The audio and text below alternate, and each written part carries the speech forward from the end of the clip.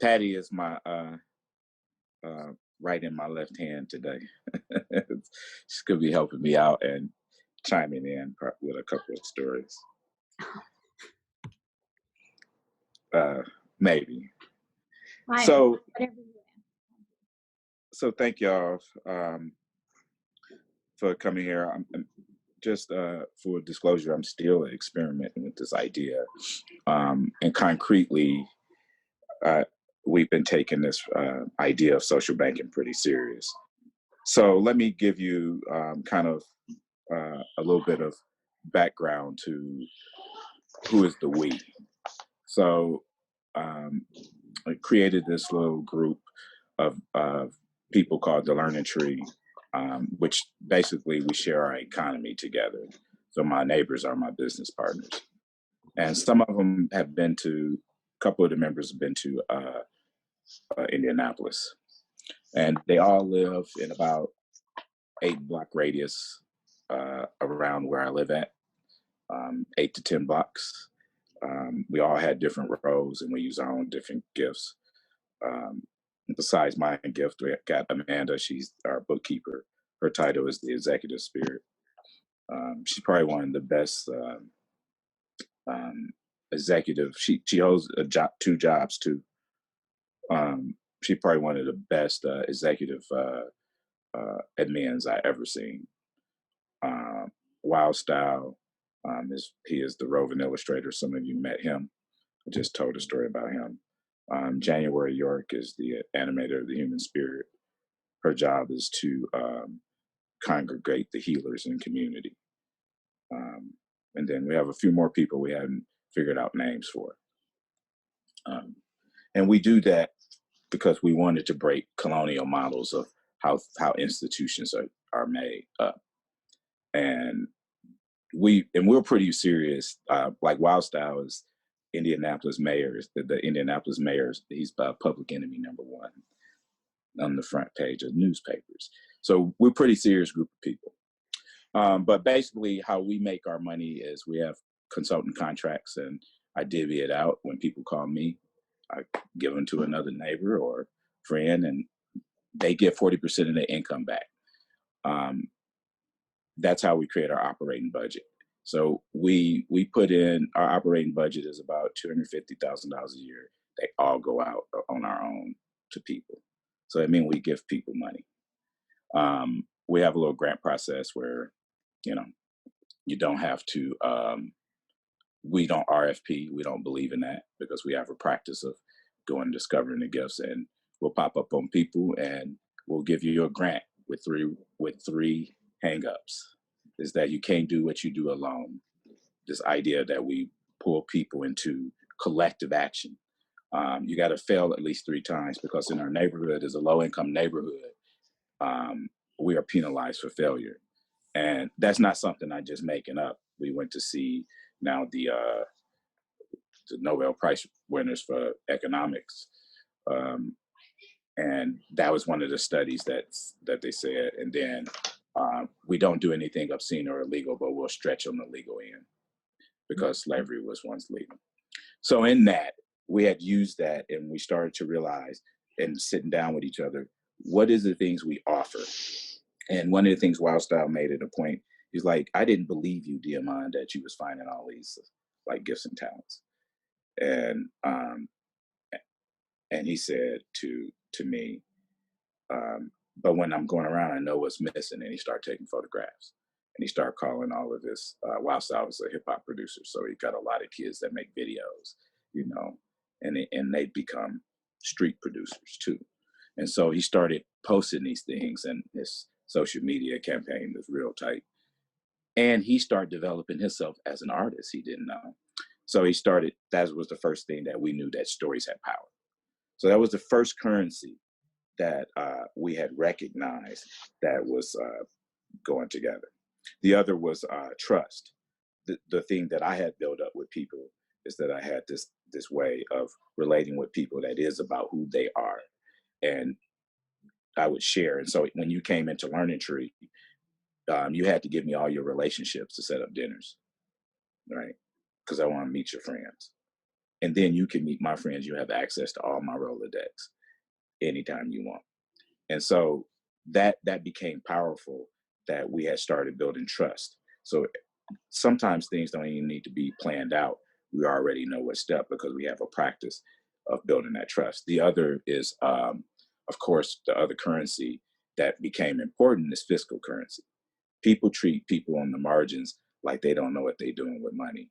It is undignified. Like sending a mom of 10 who has sent 3 kids to college to a class to teach her how to better budget, instead of asking that, we need more money. So that's a currency, fiscal currency we start dealing with. And all the other currencies affect that. The other currency we wanted to talk about was social capital, right? Did I say that currency, Patty? Already, social capital. Did You I do mentioned. that? Okay, social capital became important because all the people that had gifts and skills, policy had affected them. That means they didn't have people that treated them. Policy means how we treat our land, right, and how we treat our people. People in our neighborhood didn't get treated with dignified like they couldn't do anything. So they didn't have the connections of people believing in them. So those are the capitals that have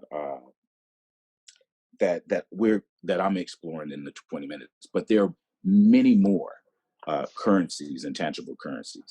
So I want to show 3 little things. I want to show a minute video. Okay, we will show that in 1 second. Are you ready for it right this second? When you ready. Okay. Well, I'm going to hit the button and hopefully everything will go well.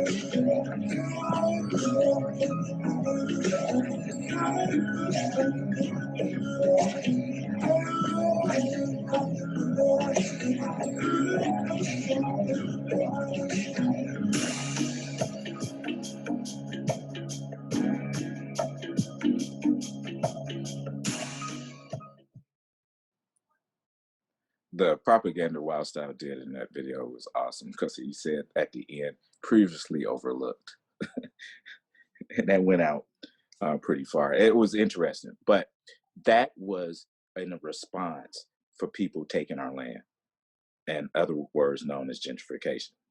So we're right close to downtown. We got a waterway right connected to us. A river is connected to us. We found those doors.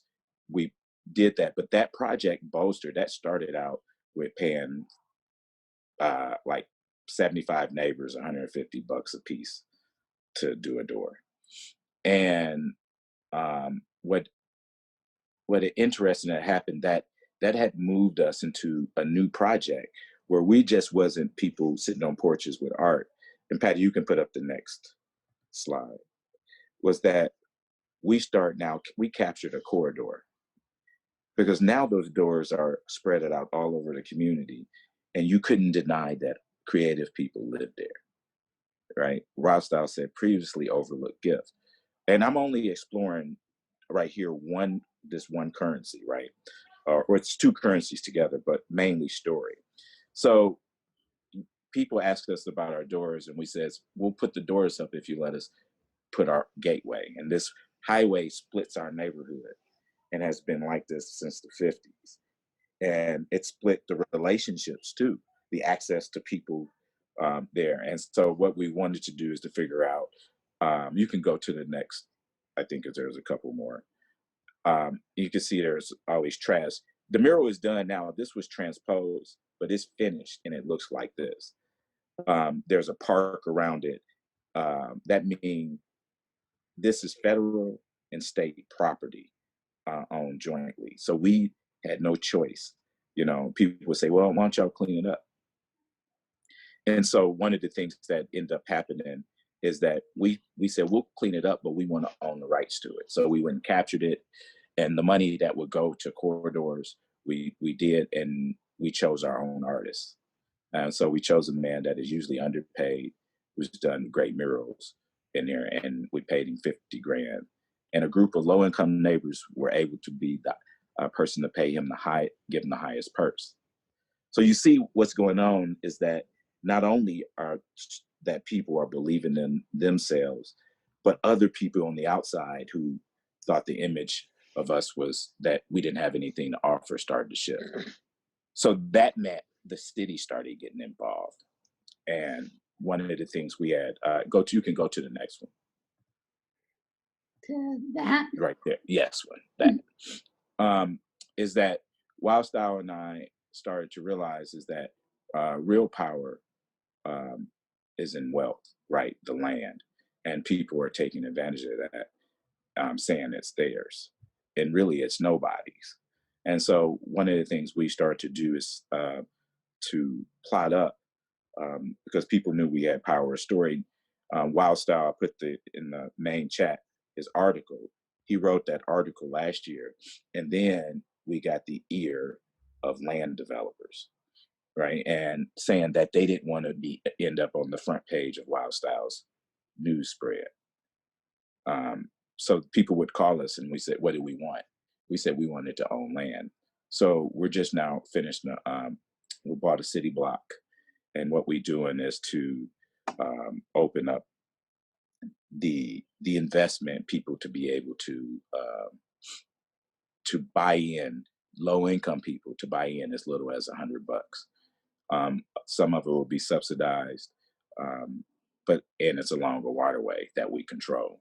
And there's another city block we're in the process of negotiating. Now, I mind you, I told you $23,000 per household, right? How does that happen? Well, that happened because the people who are involved that make decisions came to the parties that we were hanging out at, right? And guess who they had to interface as humans? And one of the rules we have at our parties: don't come talk about your position. You know, we address power right at the door, and and we shifted that power, and so people would come up, and some of those people were like deputy mayors, and what they did is negotiating. So not only did they help us with the purchase of the land, the agreement with the landowners, but they also gave us some subsidy to do a study to how to build on it and to pay neighbors to do kind of some equity transfers from city council to support development. So I'm gonna pause there and see if there are any questions.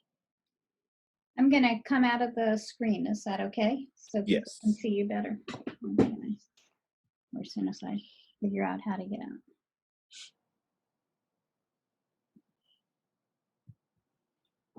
Cheryl. I feel like I'm talking to the king. I really do. I'm a huge fan of everything you do, and I'm so appreciative of all of your time. My question is this: with regard to trust capital and the parties and the gatherings that you've been doing. I've been doing something very, very similar out here in Massachusetts, based a lot on the things that I've learned from you, and I'm really excited. But with regard to trust capital, how much in these parties, other than saying, don't talk about your position, did you do any other sort of facilitation? Did you set up any other parameters or ground rules? Did you foster conversation, or did you just allow it to kind of organically take place? Thank you. They all were different. The one that Patty filmed that you get to see, and if they come to the larger session later next month, you'll see we went strategic about illustrating gifts. So what we did was a concert. We wanted to make sure that people maintain party. Yeah, and then we had a basic rule that is kind of known when you come to our house. Don't come talk about your power. So come CEOs come, and I don't want people to know you're a CEO of something. and lead with that power, right? Um, and Patty, you had anything because you witnessed at that party? Yeah, the people in the neighborhood really had their gifts on display, and so, for instance, January, I think it was the cook, along with her partner. His name I don't remember, but they created this brilliant meal, and that's a kind of business they did. January also happens to be a spoken word artist, and she opened the evening with spoken word. There was a local band who came, and then a local singer and songwriter who came and sang some songs. So there was it was like an embodiment of what it means to, and these are just the people who live in the neighborhood, right? It's not like you're out recruiting people. It's just the people in that several block area. And it was kind of an embodiment of the fact that there's tons of gifts in this neighborhood, and we're all bringing something. It was cool, and there was some conversation too. There was a little bit of facilitated conversation at various points, but it was more a matter of there's a part that we captured at the end where De'Amon talked about the fact that we're welcoming our friends. So, that it's about friendship. Can I ask one question? Mm-hmm. It's a different one, and so you can take it later or whatever. But my conundrum right now is that I'm not dealing with geographically geographic connectedness as much as I am about lifestyle connectedness, I guess, with lifestyle meaning my community that I'm building are people who are members of the disability community of all different ways and shapes. And so we're kind of scattered all over the place. I'm trying to build community around that and connectedness, but from a geographic standpoint, many of us are nowhere near each other. How do I overcome that? I'll let someone ask that one, and then maybe something we can have offline.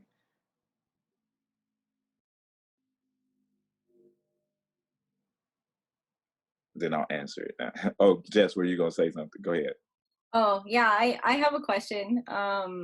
Like, one, it just gets me kind of really excited thinking about the work that Indigenous folks are doing around land back movements. And so we're in the places where we need to find ourselves being resourceful in how we use the resources that we have in the ways you've described to be able to put that pressure on. It's really exciting. My question for you is, like, what are sometimes in our communities, like we self-sabotage and we internalize a lot of the oppression, and we're sometimes our own worst enemies. And so I wonder if you have any thoughts or like the mindsets that you had to overcome at a community level to be able to like start to step into the futures that we all know are there for us waiting. So if there's anything that you have to share about that, I'd love to hear your thoughts. Sure. I'm still struggling with those on my own inner self. And so I think part of that is the best currency is in our community we can find is healers. So you mentioned January. We got a constant check-in. January is one of those people. Not only is she a healer, she identifies other healers and makes sure they're up to par for the game, And so, for example, like how this affects policy on our end is that for Black people and brown people in the States, that mental health stuff don't even reach us in not even in scarcity, right? It is undertreated in so many ways because we asking the wrong question. January pulls people together. She pulls lots of people, with women, but she's been doing this thing with men where she would cook a meal at her house, her and her friends. They'd leave a thing on the table, and she would leave us there. And she is cultivating the healers that needed to be there, right? And she didn't just pick people who were broken by it. She had picked warriors in a sense. And so she has this way of doing that. So that currency, that constant currency of healing, thanks, Jess, because that's not one I named, but that is one we use often. I wanted to say about the geographic thing first. I think I wanted to say that this idea of alternative currency is the key to change policy, right? And I say that because from the neighborhood there, for wherever a person stood, there were whilst outstanding that the governor is now having to figure out how to rewrite policy around housing for people who don't have housing. Right. And those currency were direct effect of people trusting Wildstyle's gift. Right. So that Wildstyle couldn't get somebody to the table, but Brian Payne, the CEO of Century and the Community Foundation and his board could. And if you're going to be friends with us, you have a responsibility to use that currency. And so those things started to happen. Stories meaning that we're proof positive. So when it comes down, like one of the policies that's being changed in the whole city, not just from our neighborhood, but from all over, is that there are 10 roving listeners, and their job is to use CARES Act money to put into their neighbors' hands and to write a policy of how service should be delivered to humans with dignity. so it's really about the principles you hold with the crew of people you run with, no matter where they're from. A lot of you have been instruments of changing policy in Indianapolis. So Patty Scott, that thing she had. I love the story she did. We show that story all the time. I was equipped with it because I was doing a keynote for a bank. And what it did is got me, now I'm working on banks to change policy. So I'm an advisor for a new bank that's going to put money into hands of people and create access to banks. So it takes a lot of time. Don't do it by yourself. Jack was right. Have 7 people around you that are your people who are caring for you, right? If that was a critical thing in my life 15 years ago. Forget the outcome, right? But the discoveries out of that was powerful. And like people wanted to honor that.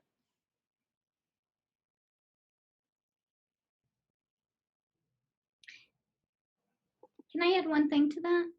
Yes, Patty.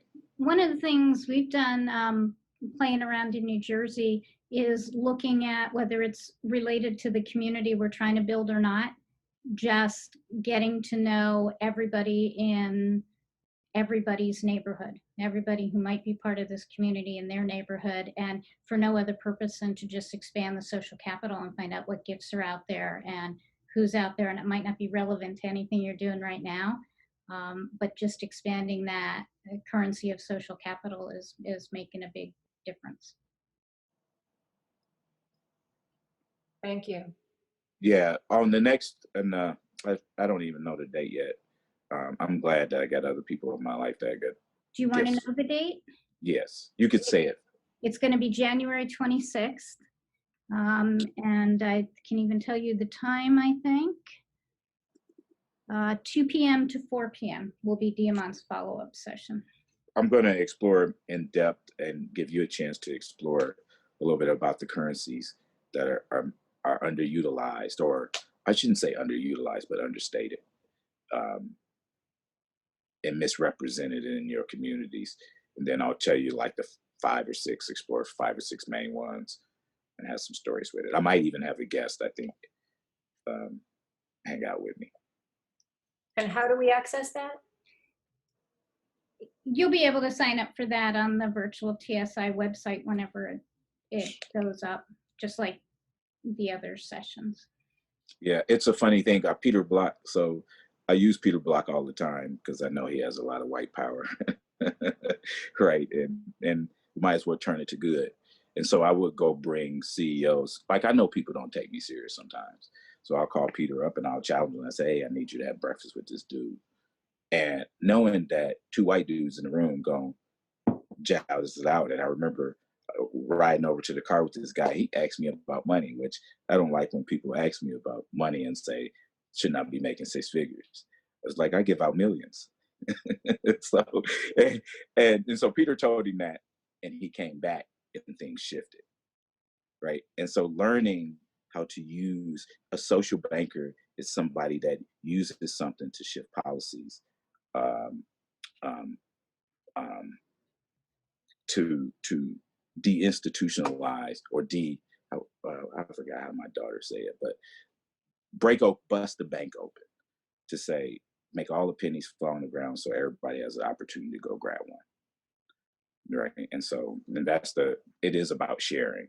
And you know social bankers in your community already. And so they're usually people that don't have a lot of money, right? Because they give all their money out. They give all their resources, give every connection, and no one ever pays attention to them. Find those people, put them at the head of something, right? Bring them to every meeting, right? Because they're going to make the connection between everything. I think you have about 1 minute left, just so you know your timing. I'm done. For now. Thank you so much. Thank y'all. Appreciate Nice to see all the faces that I know, and nice to see the faces I don't know as well. Thanks, De'Amon. Thanks, Patty. Mm. Look forward to the session on the 26th, right? Yeah. And there's a link somewhere, but I can't find it, to January doing her beautiful spoken word that she did that night. I'll see if I can find it if anybody's interested in it. It's really, it's brilliant. Yeah, I think one of the things you could do if you want to go to my our learning tree, the learnertrees.com, and then our Facebook page, Learning Tree. I'll get those links out to y'all before the next session. I think it would be good to examine some of the little videos. Thank you, Jillian. To become prepared to answer some questions, because there's some heavy topics on there. There's one about Black Wall Street being bombed. There's also one about the police shootings and a party.